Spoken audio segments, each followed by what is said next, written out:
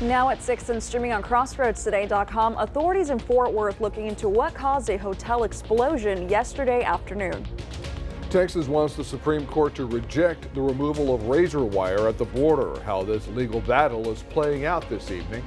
Plus, we continue diving into the mayoral candidates' personalities beyond their policy platforms as we introduce you to another candidate. Our storm system is way out on the East Coast. We had lots of sunshine today, but it's going to be rather cold tonight, getting down to the 30s. We're looking at 61. That was our high today, 42 this morning, but the winds are calming down, and that's going to make for some chilly nights. We'll talk about that and, of course, of the big chill next week coming up in a moment. And two local stars get the opportunity of a lifetime. I'll have that in sports. You're watching 25 News Now at 6. Good evening and thank you for joining us. I'm Don Brubaker. And I'm Karina Garcia. 39-year-old Alexandra Reyes was sentenced Tuesday to 40 in prison for the beating death of 67-year-old Jesus Sanchez Nino of Victoria. Neighbors called 911 after finding Mr. Nino unresponsive in his yard on the night of June 19, 2023. Witnesses had seen the two men together earlier in the day. Reyes must serve half of the sentence before being eligible for parole.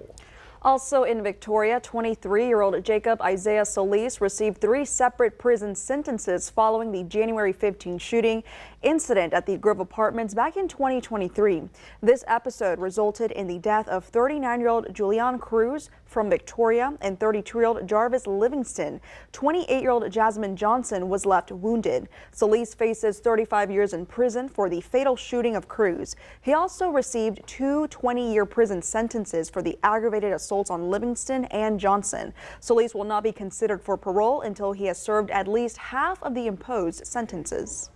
40-year-old Camila Rodriguez of El Campo has been sentenced to 25 years in prison. The El Campo Leader News reports Rodriguez pleaded guilty to 2 counts of sexual assault of a child, a crime taking place on November 1st, 2014, and a single count of failure to abide by requirements to register on April 25th, 2021. His victim was 15 years old. Rodriguez, a U.S. citizen, fled to Mexico and was captured there in January of 2021. The Victoria County Republican Women's Club invited all 6 mayoral candidates to their meetings starting right now, I believe. Yes, and 25 News Now reporter Adarius McCormick is live from the meeting at the club at Colony Creek. Now, Adarius, do we know if all the candidates are there tonight? Well, you guys, only one candidate confirmed that he could not make it tonight. The other 5 are in the building right beside me. They are ready to answer so many questions. VCRW invited all of the candidates here to answer some questions. We're not sure if these are debate type questions, but I will keep you guys updated in the later shows. The event just started here at 6 o'clock, so I'll go in there and I'll let you guys know what's going on later. Reporting live in Victoria, I'm Adarius McCormick, KAVU TV, 25 News Now. Adarius, thank you. We recently had all the mayoral candidates live on 25 News Now to hear their various platforms. Now we're giving you a chance to learn more about their character and personality. We asked all of the mayoral candidates the same 4 questions. Our first question was for them to show us an important item in their home or office. Number 2, talk to me about your dream job when you were a child.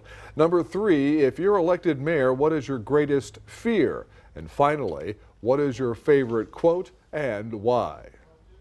A few, sentimental items from family members that have either, passed on or, things that I hold on to. My dream job was actually to be a lawyer. I always wanted to be a lawyer or have some involvement in law. I have always been fascinated by that process. As I got older, I wanted to be a biologist and really the biggest dream was I wanted to be an archaeologist, but that was not feasible, I guess. I felt like it was a feasible thing. My greatest fear would be just, blockades or things getting in the way of getting things done. The way that, I would like to do for the people and do, for the people what I feel like we should all have, things that we need to work on and things that, may seem important to me but doesn't seem important to other council members. But I feel like, I just want to represent and the people and the demographics that we have in this town. And so I feel like, if I don't do a good enough job for them, then, that would be disappointing for everybody. I can't remember. I think it was Archimedes who said, give me a lever and a fulcrum and I'll move the world. That's one of my favorite quotes ever. And I think it's true. You just need a will and a way, and you can get things done. That was Jacob Sauceda. Also on the ballot, Josephine Solis, Dwayne Crocker, Peter Brown, Carissa Winters, and Robert Bob Constantine.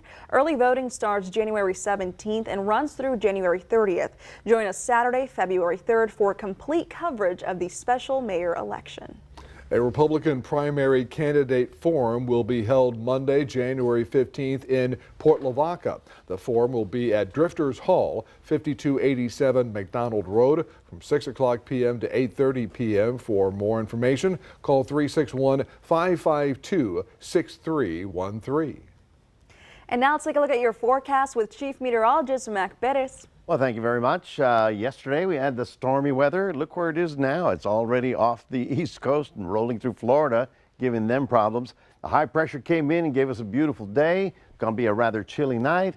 Our next frontal system is right there for Friday, but it's after that on Monday when we start getting the really cold air. We'll be talking more about that coming up in just a few minutes, so stay tuned. Back to you. Mac, thank you. We're learning new details about an explosion at a hotel in Fort Worth. 21 people were injured in what officials say could have been a gas leak. Debris is scattered all across the downtown area of Fort Worth. This is what was left behind by an explosion that rocked downtown Fort Worth. Debris all over streets and smoke, a 20-story, 100-year-old brick building now housing a hotel exploding. It was just a huge boom. Just exactly. It was like a scene out of a movie. 21 people were injured in the blast, but amazingly, nobody was killed. One of the injuries was critical. Jessica Knott works at a nearby bookstore. Just a huge fireball. It felt like the sound waves go through your body. These images show rescuers racing in and getting victims out of the area. The blast, which officials say blew out 2 floors of the hotel, was felt for many blocks. Investigators looking for a cause of the explosion are now focusing in on a possible gas leak. A restaurant in the hotel was under construction, but work is underway now to figure out the cause. So they're inside right now trying to collect all the debris and bring it all outside systematically, one wheelbarrow at a time. It's unclear how many of the injured were guests at the hotel or people who just happened to be walking by in downtown streets. The Sandman Signature Fort Worth Hotel opened just last May after an extensive renovation inside the historic building. Firefighters remain on scene today. And we want to let the public know this is going to take several days. An immediate danger zone, or a hot zone as rescuers are calling it, around the building remains closed as work is underway to make sure there is no more risk. Alex Stone, ABC News, Los Angeles. Texas wants the Supreme Court to reject the Biden administration's request to remove razor wire at the border. The Border Patrol had to stop removing it last month on the order of a federal appeals court. Then the Biden administration filed an emergency request to the Supreme Court to allow the practice to continue. The dispute comes from a lawsuit Texas filed last year to stop Border Patrol agents from cutting razor wire. That case is working its way through the federal circuit court system. A rally was held in Lower Manhattan on Monday to support roughly 3,500 migrant families who are being evicted from city shelters. Starting today, families will have to reapply for housing every 60 days. Protesters want that rule changed, but New York City Mayor Eric Adams says the policy is needed because the city shelters are overwhelmed, including housing nearly 70,000 migrants. Decision to kick families out of shelter in the middle of wintertime, to displace kids from their school in the middle of the school year, is honestly one of the cruelest things that New York City Hall has done in generations. Mayor Adams recently sued 17 charter and bus companies seeking $708 million in damages. This comes after Governor Greg Abbott's uncoordinated efforts to bus thousands of asylum seekers to so-called sanctuary cities. Abbott, who called Adams' lawsuit a political statement, says, quote, "The lawsuit is completely legally baseless and the mayor is going to lose very badly for this specific reason," unquote. Family members and friends gathered to say their final farewells to longtime Congresswoman Eddie Bernice Johnson.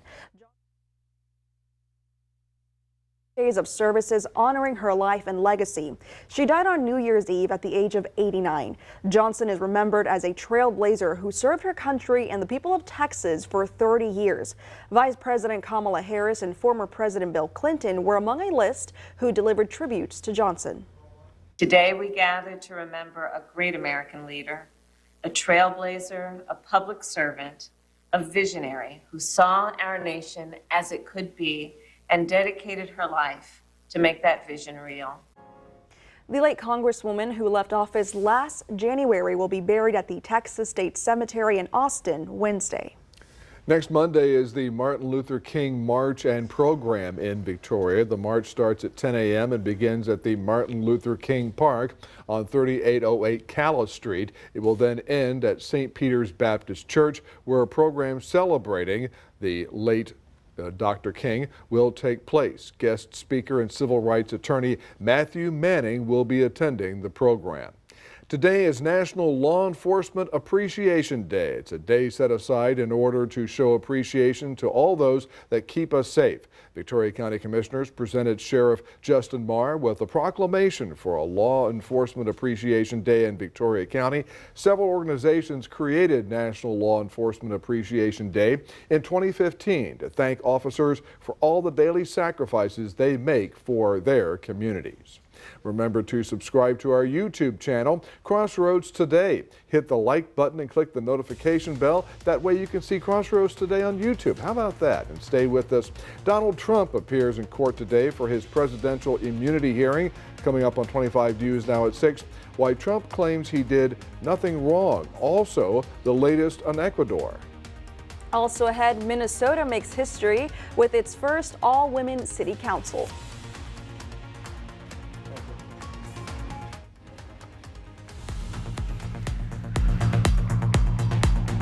Hi, I'm Detective Kelly Gibbs with the Victoria Police Department. Victoria Crime Stoppers is seeking information about the murder of Rudy Lee Condi. On April 30th, 2007, 37-year-old Rudy Condi was found deceased in his home in the 1600 block of East Commercial Street. The investigation revealed that Condi died from blunt force trauma injuries. If you have any information about the murder of Rudy Lee Condi, please call Victoria Crime Stoppers at 361-572-4200. You can also submit a tip by using the P3 Tip app on your Android or Apple device, or by using our website at www.crimestoppersvictoria.com. All tips are anonymous, and if you give information that leads to an arrest or charges being filed, you could earn a cash reward. On behalf of Crime Stoppers, I'm Detective Kelly Gibbs.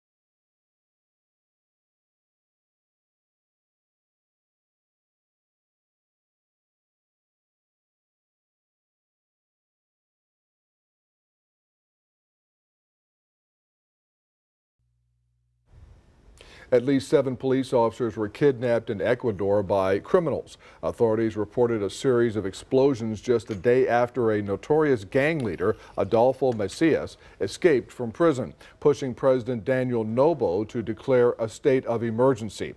Authorities have not given a cause for any of the explosions, and no one has claimed responsibility. The state of emergency will last for 60 days and imposes a nightly curfew from 11 p.m. to 5 a.m. But some Ecuadorians demand action beyond the state of emergency. St. Paul, Minnesota made history Tuesday by swearing in its first all-female city council. That's right. Most of the council members are women of color. On the eve of making history, getting ready for the inauguration now, it's just feeling like picture day. These women are taking stock of what it will mean to be on this next St. Paul City Council. I feel the weight of this moment. The city of St. Paul was ready for women to lead, but women with really clear, strong skill sets. We all have diverse backgrounds and experiences. For the first time, the council will be made up of all women. 6 out of 7 of them are women of color. There are certain lived experiences, being a woman, that has often not been set forth when it comes to policy making, and also when it comes forth to who we ask to be part of the table of decision making. Anika Bowie, Hwa Jung Kim, and Shaniqua Johnson are 3 of 4 first-time council members. Rebecca Naker, starting her 3rd term, believes their energy as newcomers will be an asset. That's just going to lend this sense of urgency, I think, to our council and the sense of connectedness to the people we represent. That's really going to be unique. All 4 we spoke to said affordable housing was a top issue for them. They also mentioned access to childcare, opportunities for kids in and out of school, reviving cultural festivals, and even just the basics, like making sure snow plowing is done right. I hope this isn't the last time that we have an all-women council, predominantly women of color council, because I want women to lead. I want women to be able to take their seat. As Johnson called it, making herstory.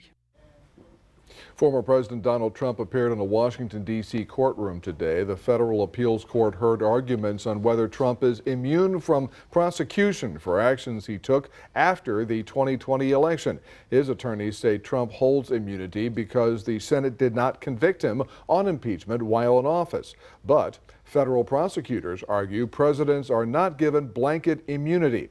After the hearing, Trump reiterated his belief that he had performed his duties as president. NASA is pushing its moon flight and moon landing dates further into the future because of safety and technical issues. NASA is now planning to send 4 astronauts around the moon in September 2025, and the moon landing is slated for September 2026. The moon landing effort has been delayed repeatedly over the past decade, adding billions of dollars to the cost. Government audits project the total program costs at $93 billion through 2025. Here's your viewer poll this evening. You can scan that QR code on your screen to vote now. The question is, how important is it for the United States to land on the moon again? Very important, somewhat important, or not important? According to our results, it looks like 46% stands at the highest, with it being not that important. We want to keep hearing your opinion on this. Come to crossroadstoday.com/vote to take part. And of course, we're going to have an update on 25 News Now at 10. And now, here's Mac. Thank you very much. We got up to 61 degrees today and all that brilliant sunshine. Remember yesterday? It was raining at this time. Stormy weather. Well, that's all gone. We got down to 42 this morning. Tomorrow morning we'll be down to 38. But folks, that's nothing. Next week, we're going to be looking at lows in the mid-20s. Yeah, we got to get ready for the big chill. We'll talk about it coming up after this.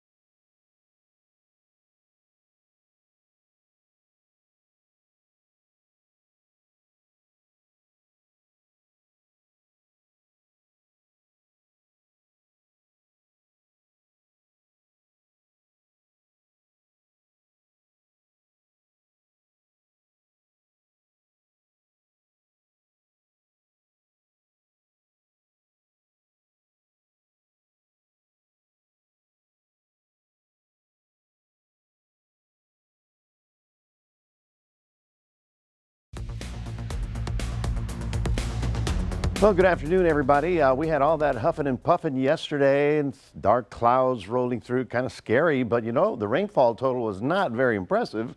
Riverside Park got 3,500 hundredths, the airport 33, 3.30 at Placido, Seadrift only 500s, 12 at Cuero, and El Campo got 55. So it was a lot of huffing and puffing that rolled by very rapidly. Of course, we did have some hail, and we did have this. Do you happen to have a dark colored car or even a white colored car? Let me tell you, the car shops or the car washes are going to be very busy. We all had this problem, and what is it? It's West Texas dirt.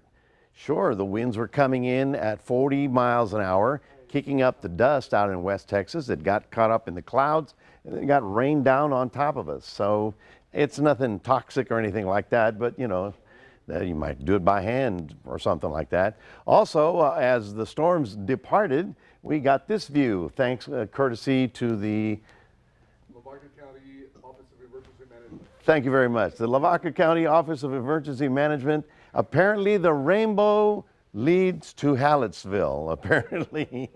and you can see it's a double rainbow, and it's got both ends in it. That's pretty unique. I've saw it one end and had to chase the other one, but I could never get there. Anyway, the winds are out of the northwest. That's what came in with the storm and brought in all that rain with dirt. At this hour, we've got clear skies, hardly a cloud over Texas. In fact, our storm is all the way on the East Coast, causing all kinds of problems. Now, Florida had about 12 tornadoes, severe weather in the Carolinas, blew power lines down, and now you've got big snows from Michigan all the way down into St. Louis. Now, we are being covered by this ridge of high pressure for a couple of days, going to give us some very nice weather, but that front is already scheduled to move through our area later this week. The red flag warnings are now being lowered. You know why? Because the winds have died down, and that's you know, one of the key factors. Out in far west Texas, they've got high wind advisories. So let's take a look at it. The low continues rolling to the northeast. Big problems there. High pressure going to give us gorgeous couple of days. In fact, tomorrow you're going to like it. It's another sunny day. If you need to get anything work done, like wash your car.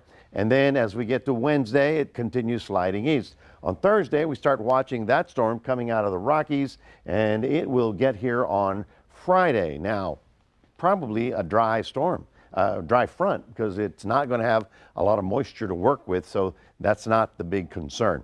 Well, temperatures low 40s and a couple of upper 30s, and then tomorrow we should get up to around the mid 60s. Not bad at all. Lots of sunshine. For those of you in Port Lavaca, 46 tonight, tomorrow morning, getting up to 69 with very nice sunshine all day long. In Cuero, getting down to that 37 we were talking about, and about 70 in the afternoon. So here we go. We're looking at 7 days here. Very nice for Wednesday and Thursday and even Friday. But by Friday night late, the winds come in and really gets cool. Then Saturday and Sunday are going to be fine. Monday night, the Arctic blast rolls in, and we'll be looking for temperatures below freezing for Monday night, Tuesday night, Wednesday. Yeah, in the 20s. So we're going to have to get ready for that. That's your 7-day forecast, reminding everybody we have a QR code. We'd love for you to scan that and put Crossroads Today on your phone. Here's Karina. Thank you, Mac. And now here's Zach Brown with your sports. What a year has been for Houston. One of their coordinators gaining a lot of interest. I'll have that in sports.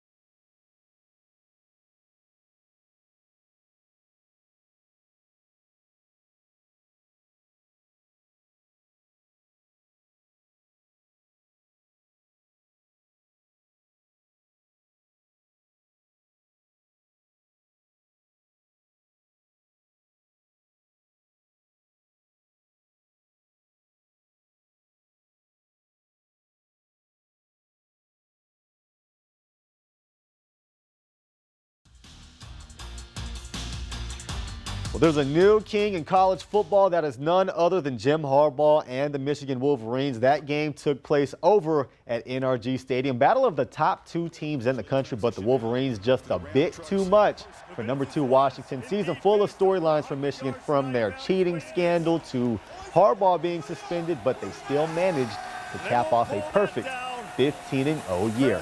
But there's always another side to the coin, and while Michigan celebrated, the Huskies dejected. They had opportunities in the game, especially a bad throw on 4th and 7 that could have been a touchdown. Quarterback Michael Penix, visibly beaten physically and mentally after the game, will tell you that.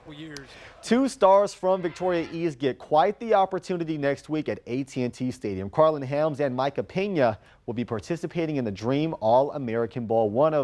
Out of thousands, these 2 stars were amongst a select few to be chosen to participate in this game, 180 to be exact. Helms, just a freshman, excited about the opportunity to get more exposure and become an even better version of himself. Senior Michael Pena says he already has offers, but getting the chance to play in front of more scouts and make himself better is worth the trip.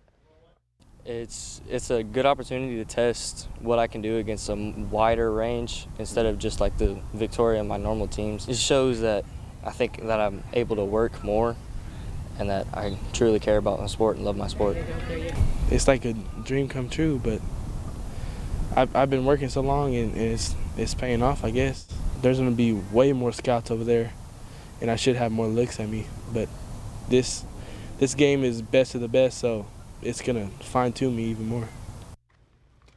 Both guys also praised head coach Charlie Reeve and how much that entire staff has made them.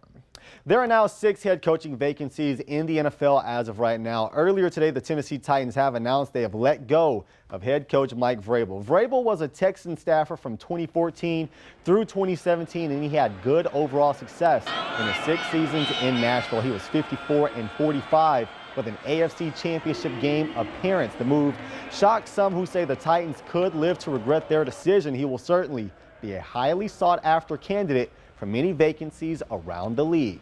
And the Houston Texans, suffering from success, offensive coordinator Bobby Slowick is beginning to hear his name in head coach talks. The Panthers and Commanders have reportedly already requested interviews with the first-year play caller. When talking to Houston media, D'Amico Ryan said he hopes Slowick is selective and lands where he can be effective if he does get an offer. One team that won't be having any controversy surrounding their coach and team performance, the Cuero Cheerleaders. Coach Ashley Helweg and Rachel Brown have done a fantastic job, and their girls' hard work paid off. According to the Cuero record, the girls placed 18th in 2022, which was history for the program, and topped that this year by finishing number 15th in the state. That's it for your sports. Don and Karina, back to you. Thanks, Zach. We're back in a moment. A couple sets out to travel after selling everything to live in a van.